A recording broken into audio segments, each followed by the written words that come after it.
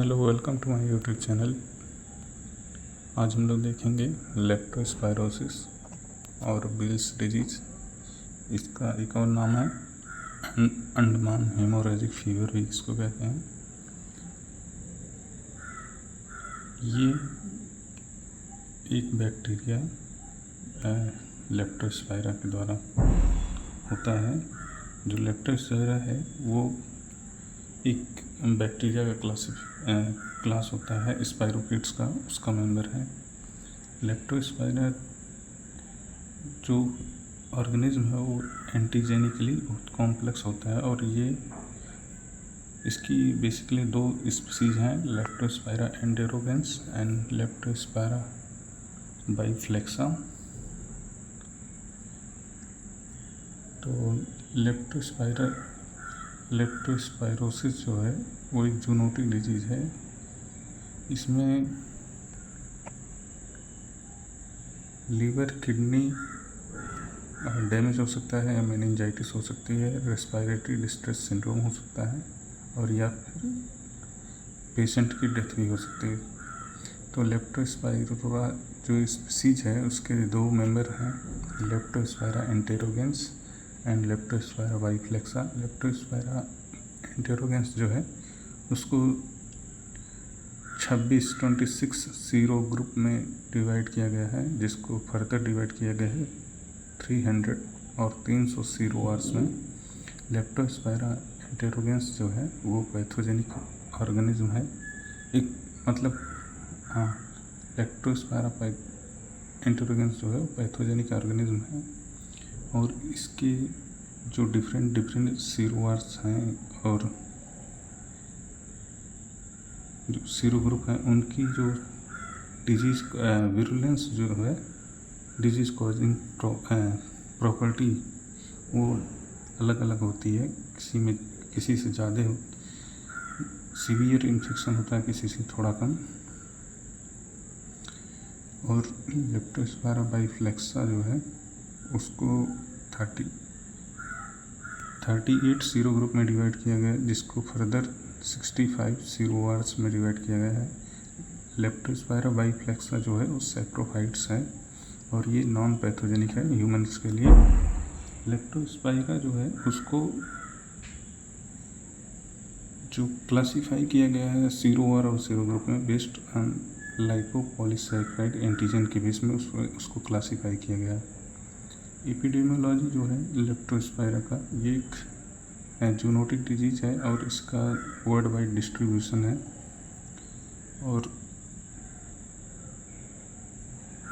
इसका ट्रांसमिशन जो होता है direct contact with urine and product of parturition of infected animal, मतलब कि जो एनिमल लेप्टोस्पायरा से इन्फेक्टेड है उसके यूरिन से या जब वो एनिमल बच्चा देता है तो उसके प्लेसेंटा या अदर प्रोडक्ट ऑफ जो होते हैं डिलीवरी के, उसके कांटेक्ट में आने से हो सकता है।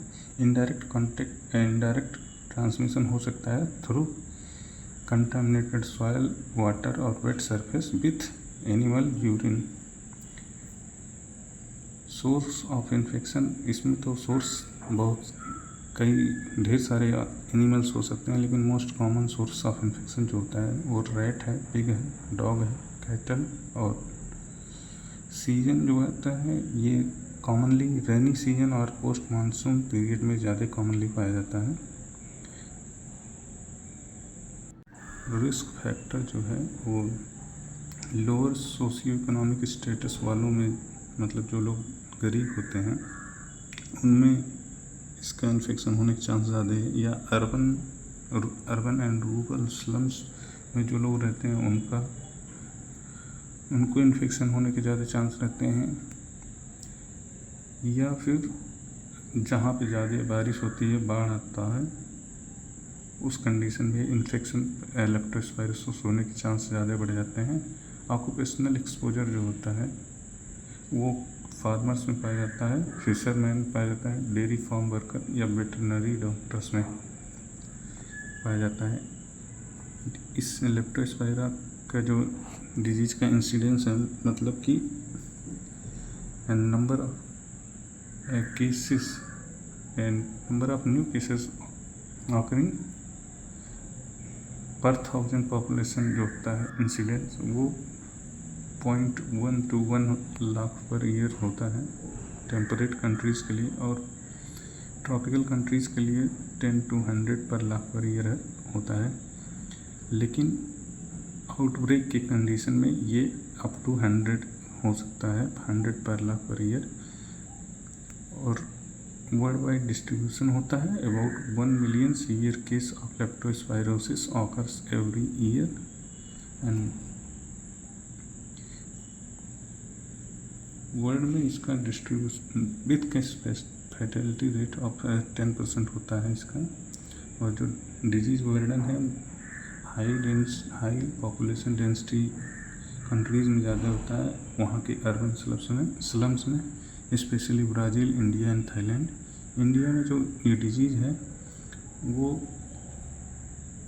ज़्यादा कॉमन है coastal district of Andaman and Nicobar, इसलिए इसको अंडमान हेमोरेजिक फीवर भी कहते हैं। अदर स्टेट जो है इंडिया का वो कोस्टल स्टेट जो होते हैं Tamil Nadu, Andhra Pradesh, Karnataka, Dadar and Nagar Haveli, Daman and Diu, Pondicherry, Goa and Orissa में इसके केस पाए जाते हैं। तो लेप्टोस्पाइरा जो होता है वो जूनोटिक डिजीज है। कॉजेटिव एजेंट जो है लेप्टोस्पाइरा एंटेरोगेंस है।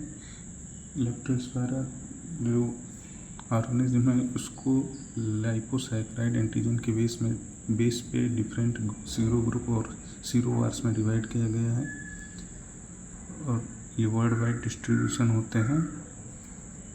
लेप्टोस्पायरोसिस को विल्स डिजीज़ भी कहते हैं और इसे अंडमान हेमोरेजिक फीवर भी कहते हैं। मोड ऑफ ट्रांसमिशन जो होता है वो डायरेक्ट भी हो सकता है, इनडायरेक्ट हो सकता है through contaminated urine with.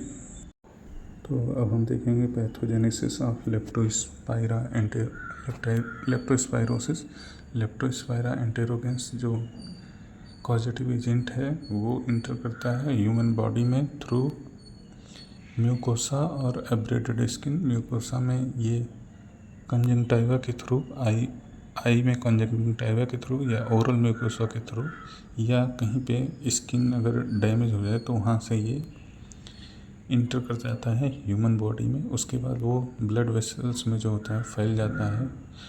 Blood vessel में फैलता है तो ये वहाँ ग्रोथ करता है, मल्टीप्लिकेशन करता है, और उसके बाद इस कंडीशन को हम लोग सेप्टिसीमिया कहते हैं। सेप्टिसीमिया में क्या होता है कि बैक्टीरिया, सेप्टिसीमिया जो होता है वो होता है बैक्टीरिया के ग्रोथ की वजह से या उसके टॉक्सिन के जो दोनों के जो कॉम्बिनेशन के से जो इफेक्ट होता है उसको सेप्टिसीमिया कहते हैं। उसके बाद बैक्टीरिया जो है उसका जो टॉक्सिन और एंजाइम प्रोडक्शन है उसकी वजह से वो वैस्कुलर एंडोथेलियल को डैमेज करता है। इस कंडीशन को वैस्कुलाइटिस कहते हैं। उसके बाद वो जो बैक्टीरिया है वो डिफरेंट ऑर्गन में पहुंच जाता है, जैसे कि brain, heart, kidney, liver, lung and उसके बाद वहाँ से फिर ये उन ऑर्गन को पेनिट्रेट करता है, उनको इन्वेज करता है through active motility and by release of hyaluronidase enzyme। फिर एंटीबॉडी डेवलप होता है स्पाइरोकीट के अगेंस्ट, जिससे कि स्पाइरोकीट जो होते हैं वो लेप्टोस्पाइरा जो है वो ब्लड वेसल से रिमूव कर दिया जाता है by formation of antigen antibody complex. Antigen antibody complex बनता है वो डिफरेंट ऑर्गन में डिपॉजिट हो सकता है, जिसकी वजह से इम्यून फेज जो होता है वो अपीयर होता है इस डिजीज़ में। दूसरी प्रोबेबिलिटी ये है कि हो सकता है कि बैसिलाई जो है, स्पाइरोकीट जो है वो कम्प्लीटली ना रिमूव हों। ये ब्लड वेसल्स से तो रिमूव हो जाता है लेकिन हो सकता है ऑर्गन में बचे रह जाए, तो वो वहाँ पे वो रह जाते हैं। और जैसे कि किडनी में ये बैक्टीरिया जो होता है वो वहाँ पे रह जाता है और प्रॉक्सिमल कन्वोल्यूटेड ट्यूब्यूल की ब्रश बॉर्डर एपिथेलियम में रहता है और वहाँ से वो यूरिन के थ्रू डिस्चार्ज होता रहता है। तो डिजीज़ मैनिफेस्टेशन जो है उसका लेप्टोस्पायरोसिस का ये हो सकता है ड्यू टू सेप्टिसीमिया और इम्यून फेज। उसके बाद जो इसका क्लिनिकल मैनिफेस्टेशन है वो दो टाइप से हो सकता है, या तो माइल्ड एंड इक्टेरिक फेब्राइल इलनेस के फॉर्म में या विल्स डिजीज़ के फॉर्म में। विल्स डिजीज़ को हेपेटो रीनल हेमोरेजिक सिंड्रोम भी कहते हैं।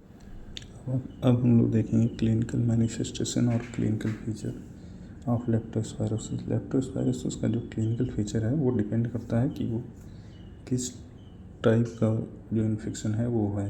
बेसिकली दो टाइप का इन्फेक्शन होता है, माइल्ड एंड एक्टेरिक फेब्राइल इलनेस या विल्स डिजीज, जो कि सीवियर फॉर्म है लेप्टोस्पायरोसिस का। तो अगर माइल्ड एंड एक्टेरिक फेब्राइल इलनेस जो होता है वो बेसिकली इनका इम्यून सिस्टम अच्छा होता है, उनमें माइल्ड इन्फेक्शन होता है। जिनका इम्यून सिस्टम वीक होता है और इम्यूनो कॉम्प्रोमाइज्ड होते हैं उनमें थोड़े सीवियर इन्फेक्शन होने के चांस होते हैं विल्स डिजीज़, और इसको विल्स डिजीज़ को ही हेपेटो रीनल हेमोरेजिक सिंड्रोम भी कहते हैं। तो माइल्ड एंड एक्टेरिक फेब्राइल इलनेस जो होता है उसमें दो फेज होते हैं, जिसको फर्स्ट फेज और सेप्टिसीमिक फेज कहते हैं। ये 3 से 10 दिन के बीच में होता है इन्फेक्शन एक्वायर करने के बाद। सेकेंड फेज जो है वो इम्यून फेज होता है, वो 10 से 30 दिन के बीच में होता है इन्फेक्शन एक्वायर करने के बाद। तो फर्स्ट फेज जो है और सेप्टिसीमिक फेज है जो माइल्ड एंड एक्टेरिक फेब्राइल इलनेस, इसमें पेशेंट को फीवर हो सकता है, मसल्स में पेन हो सकता है, फीवर होता है, मसल में पेन होता है, हेडेक होता है और कंजंक्टिवल सफ्यूजन होता है, एब्डोमिनल पेन होता है, फेरेंजियल इरिथेमा होता है with exudate and vomiting.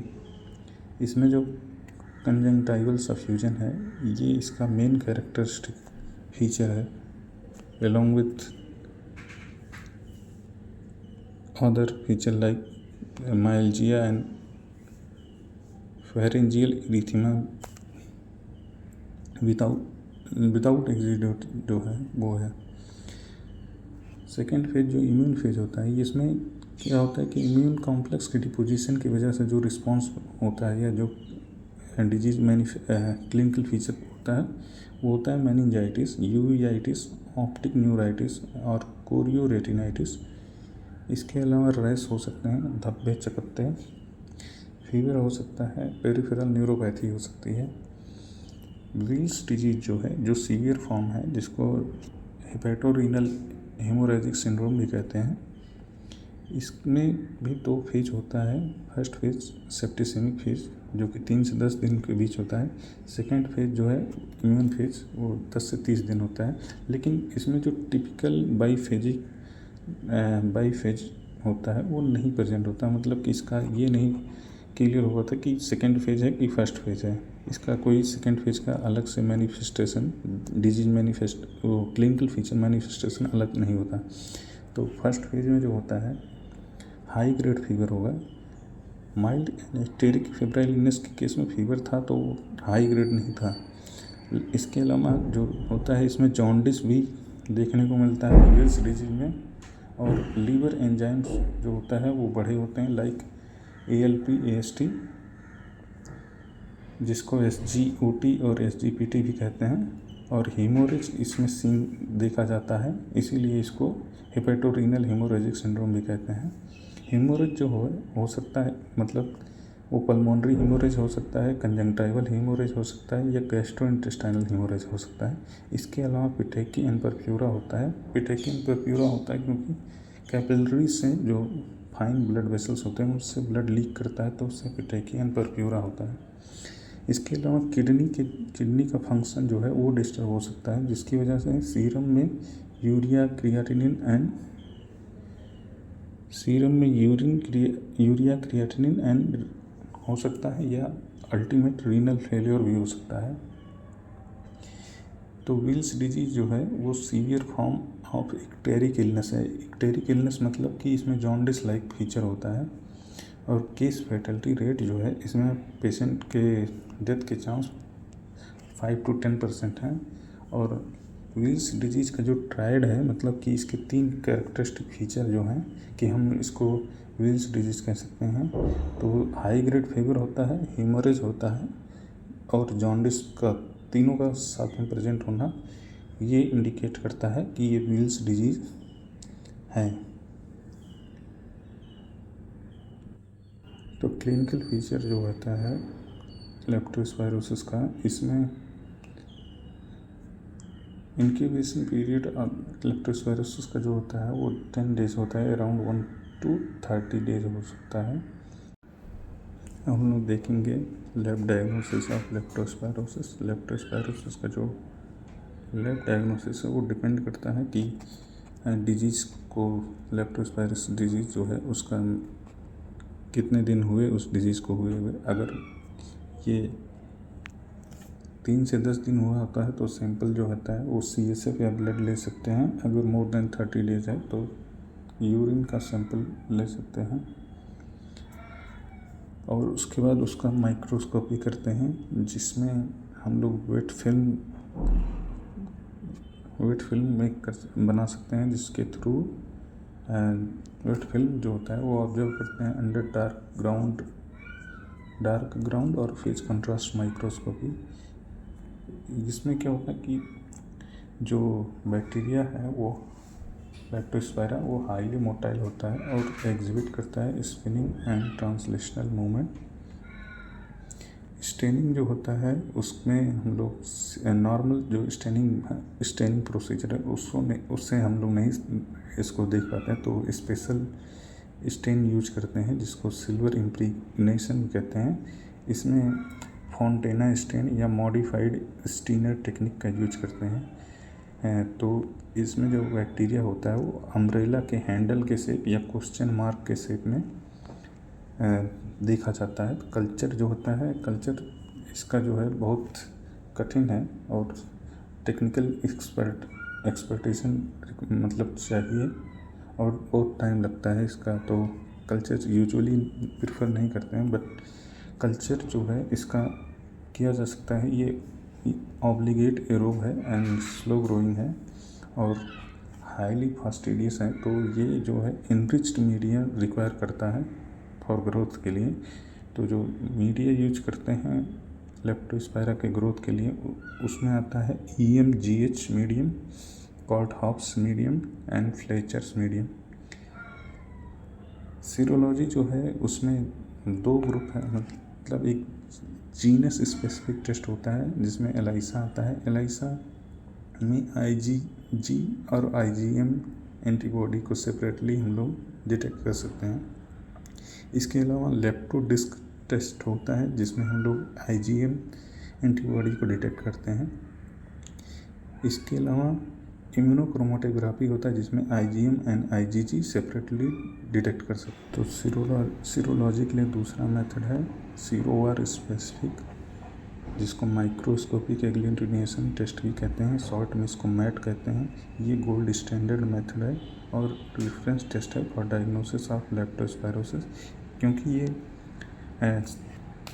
Differentiate करता है टू सीरोवार लेवल तक। क्योंकि और सीरोवार लेवल तक डिफ्रेंशिएशन इसलिए हो सकता है क्योंकि जो डिफरेंट सीरोवार और सीरो ग्रुप हैं उनका जो डिजीज़ कॉजिंग एबिलिटी है या विरुलेंस जो है वो अलग अलग होता है, इसलिए ज़्यादा हेल्पफुल होता है। थर्ड मेथड है सीरोलॉजी के अंदर cross agglutination and absorption test, जिसको शॉर्ट में CAAT कहते हैं।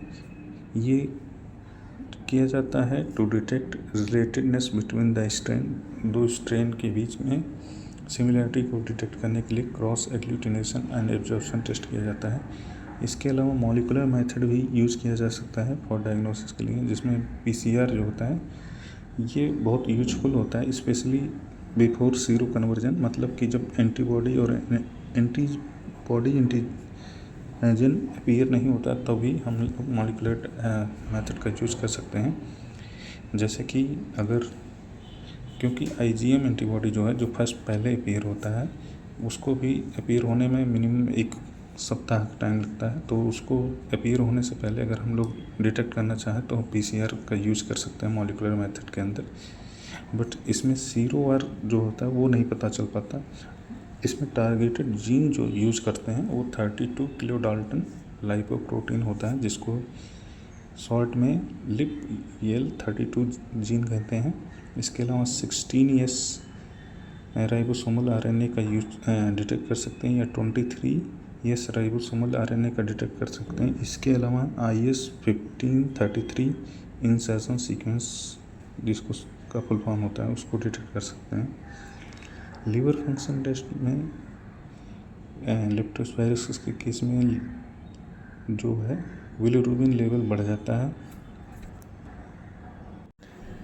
लीवर फंक्शन टेस्ट में जो है लेप्टोस्पायरा के केस में बिलिरुबिन लेवल जो होता है वो इंक्रीज कर रहता है, मतलब बढ़ा रहता है, और लीवर एंजाइम्स का भी लेवल सीरम में बहुत ज़्यादा होता है। मतलब EST और ALP जो होता है लीवर एंजाइम, बेसिकली हम लोग वही डिटेक्ट करते हैं, तो उसको लेवल ज़्यादा होता है। रीनल फंक्शन टेस्ट में जो होता है ब्लड यूरिया नाइट्रोजन जो है और सीरम क्रिएटिनिन जो है वो एबनॉर्मली होता है या हाई होता है। ब्लड यूरिया नाइट्रोजन को शॉर्ट में BUN भी कहते हैं। तो मॉलिकुलर मेथड जो बेसिकली उसमें PCR का यूज करते हैं। टारगेटेड जीन जो होता है 32 kilo Dalton lipoprotein, 16S ribosomal RNA, 23S ribosomal RNA या IS-1533 इंसर्शन सीक्वेंस होता है। सीरोवार स्पेसिफिक टेस्ट जो होता है, जिसको माइक्रोस्कोपिक एग्लूटिनेशन टेस्ट कहते हैं, वो गोल्ड स्टैंडर्ड टेस्ट होता है लेप्टोस्पायरोसिस के लिए। वो हम लोग देखेंगे ट्रीटमेंट और प्रिवेंशन ऑफ लेप्टोस्पायरोसिस। ट्रीटमेंट जो है इसमें डिपेंड करता है कि डिजीज जो है माइल्ड लेप्टोस्पायरोसिस है या सीवियर लेप्टोस्पायरोसिस है। माइल्ड लेप्टोस्पायरोसिस मतलब माइल्ड एनेक्टेरिक इलनेस जो होता है उसको माइल्ड कहते हैं, और अगर वेल्स डिजीज है तो उसको सीवियर लेप्टोस्पायरोसिस कह सकते हैं। माइल्ड लेप्टोस्पायरोसिस जो होता है उसमें oral doxycycline 100 milligram 2 times BD 2 times और BD जो 7 दिन के लिए देते हैं। अगर इसके अलावा हम लोग अगर ओरल डॉक्सीसाइक्लिन अवेलेबल नहीं है तो एमॉक्सिसिलिन दे सकते हैं 1 सप्ताह के लिए। सीवियर लेप्टोस्पायरोसिस के केस में हम लोग पेनिसिलिन 1.5 मिलियन यूनिट IV दे सकते हैं 4 times in a day and for 7 days. अगर पेनिसिलिन से एलर्जी है तो सिफ्ट्रैक्सोन और सिफोटैक्सिन दे सकते हैं। प्रिवेंशन जो है, प्रिवेंशन में वैक्सीन का यूज करते हैं। ये होल सेल वैक्सीन होता है, कंटेन करता है स्पेसिफिक सीरोवार के लिए। जो वैक्सीन है मोनोवेलेंट और पॉलीवेलेंट हो सकता है। स्पाइरोलेप्ट एक वैक्सीन है जो कि सबक्यूटेनियसली दिया जाता है, 2 डोज इसका दिया जाता है 15 दिन के इंटरवल पे, और बूस्टर डोज जो है वो 4 से 6 महीने के बाद दिया जाता है, और इसके बाद हर 2 साल पे वैक्सीनेशन जो होता है वो कराना पड़ता है, रीवैक्सीनेशन कराना पड़ता है। एफिकेसी रेट जो वैक्सीन की है 60 से 100% है। और जनरल मेजर जो है लेप्टोस्पायरोसिस का, मतलब कि लेप्टोस्पायरोसिस होने से बचने के लिए उसमें कीमो प्रोफाइलेक्सिस यूज करते हैं डॉक्सीसाइक्लिन। मतलब अगर किसी को ये संदेह है कि लेप्टोस्पायरोसिस हो सकता है तो डॉक्सीसाइक्लिन ओरल यूज करते हैं। और इसके अलावा सैनिटेशन, रोडेंट कंट्रोल और से भी हम लोग डिजीज़ को प्रिवेंट कर सकते हैं और अवॉइड कर सकते हैं। Swimming in contaminated place like pond और हेल्थ एजुकेशन के